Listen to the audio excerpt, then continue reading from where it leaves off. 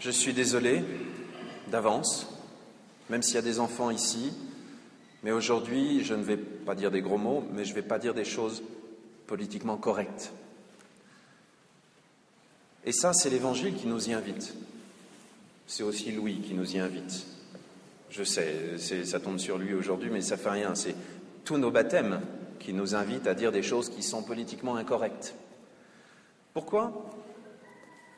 Parce que quand on regarde l'Évangile, on voit Jésus qui commence à demander à ses disciples « Alors, qu'est-ce qu'ils disent de moi ?» Les gens qui sont autour, là, ils disent quoi sur moi ? Ils disent quoi de Jésus ? On a l'impression que c'est comme, vous savez, ces gens qui font des sondages et qui vont revenir ensuite. Alors, pour 90% de la population, tu es un prophète. Pour 22,3%, tu es quelqu'un de bien. Pour les autres, tu es un arnaqueur. Est-ce que vous pensez que Jésus est un homme politique de bas étage et qu'il gouverne à coups de sondage, comme on fait avancer une barque avec une godille ? Non, c'est pas ça. Et d'ailleurs, pour bien nous montrer où il veut en venir, il continue. C'est un bon pédagogue, Jésus. C'est ce que c'est un pédagogue ? Un pédagogue, c'est quelqu'un qui est doué pour enseigner, pour conduire les jeunes.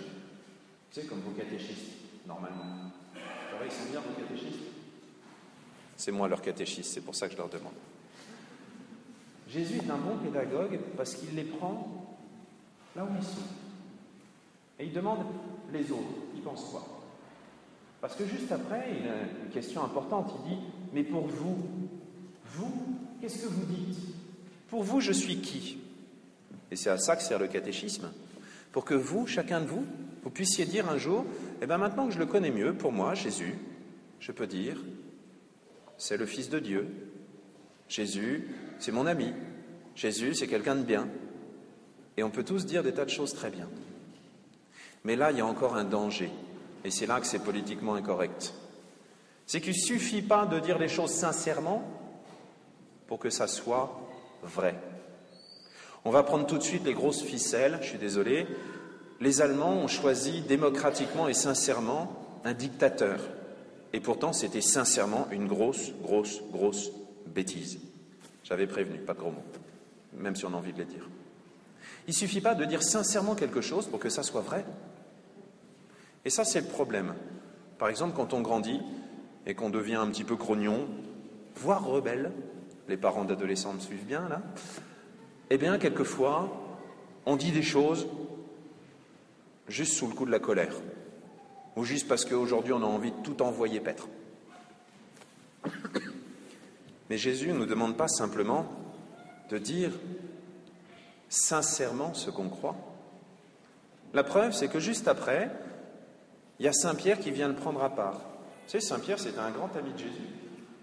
Et quand Jésus a dit, vous savez, un jour, ils vont me clouer sur une croix et je vais mourir.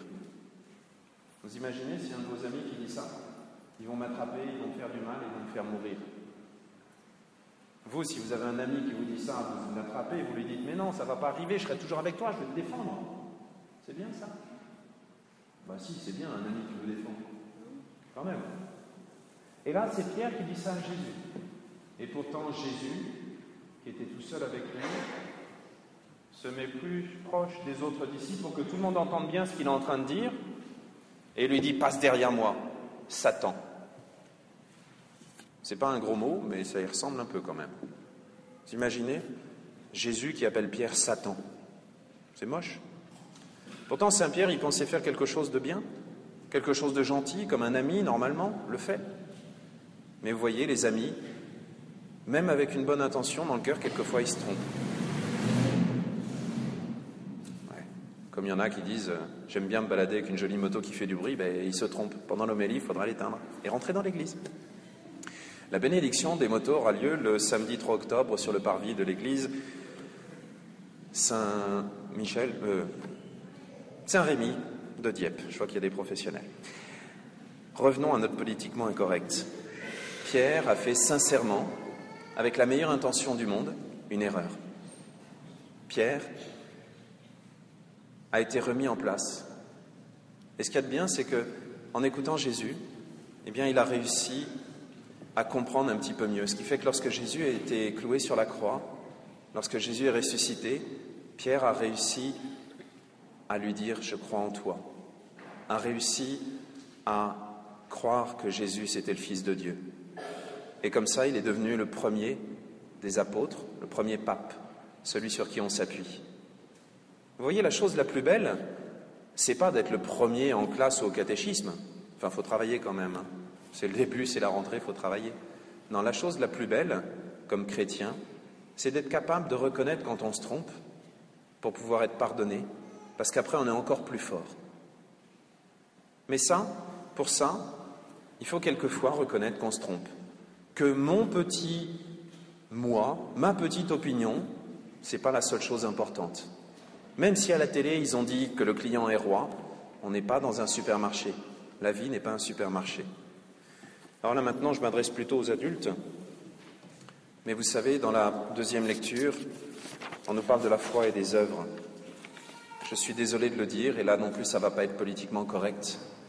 Mais quelqu'un qui se dit croyant non pratiquant, et pour qui c'est profondément vrai, c'est-à-dire qu'il croit effectivement que Jésus est le Fils de Dieu, qu'il croit effectivement qu'il est venu nous sauver, qu'il croit effectivement qu'à la messe, c'est lui qu'on reçoit sous l'apparence du pain et du vin, bref, quelqu'un de catholique, et qui, en toute sincérité, décide de ne pas pratiquer, de ne pas recevoir Jésus, de ne pas demander pardon, de ne jamais se confesser, eh bien, ce sont les seules personnes qui risquent l'enfer. Quelqu'un qui n'a jamais entendu parler du bon Dieu, ce n'est pas de sa faute. C'est de notre faute à nous de ne pas lui en avoir parlé. Quelqu'un qui croit en Dieu, qui essaye d'être chrétien, ça, on sait qu'il va arriver au paradis. Par contre, ceux qui savent ce que c'est qu'être chrétien et qui le refusent, on est sûr que le bon Dieu ne peut pas les forcer à rentrer au paradis. Alors aujourd'hui, alors que nous commençons cette année avec peut-être des bonnes résolutions, je vais bien travailler à l'école, j'ai un super cartable tout neuf avec une belle trousse bien remplie, prenons aussi le rythme de la prière, le rythme de ces visites à Dieu, le rythme de ce ressourcement chaque dimanche ou chaque samedi soir.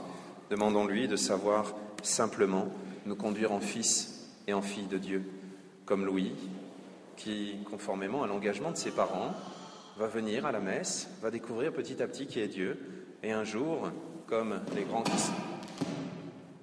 qui sont là derrière, va pouvoir dire « Je crois en Dieu, je m'attache à Jésus pour toujours ». Que Dieu nous aide à commencer cette année avec lui, parce qu'il nous aime. Amen.